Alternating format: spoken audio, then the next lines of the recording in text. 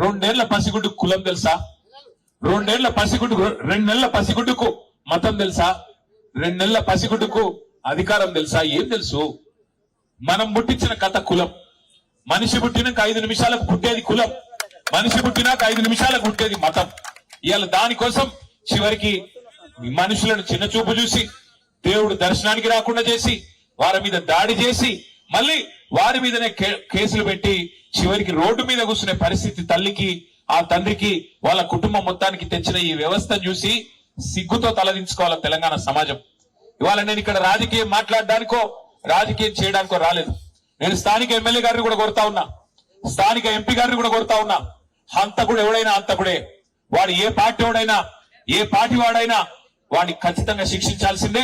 8 మంది ఈరోజు ఈ హంతకుల ముఠా కలిసి ఆ పాపను హత్య చేసింది.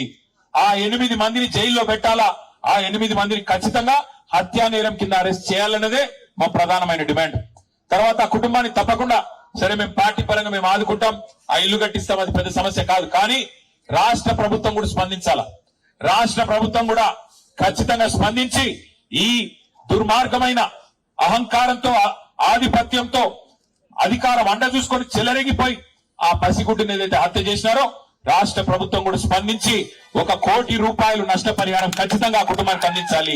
ఆ కుటుంబంలో చదువుకున్న వాళ్ళు ఎవరైనా ఉంటే, గణేష్ గాని, వాళ్ళ తమ్ముడు గాని, వాళ్ళ చెల్లి అక్క గాని ఉంటే తప్పకుండా వారికి వెంటనే ప్రభుత్వ ఉద్యోగం ఇవ్వాలి. ఆ కుటుంబానికి అండగా నిలబడాలి. ఆ అమ్మాయిని, ఆ పసిగుడ్డును, 2 నెలల పసిగుడ్డును, పొత్తిళ్లలో ఉన్న పసిగుడ్డును హత్య చేసిన హంతకులను ఖచ్చితంగా శిక్షించి జైల్లో వేయాలి. అవసరమైతే ఉరి శిక్ష చేయాలి తప్ప వదిలిపెట్టొద్దని నేను కోరుతా ఉన్నాం.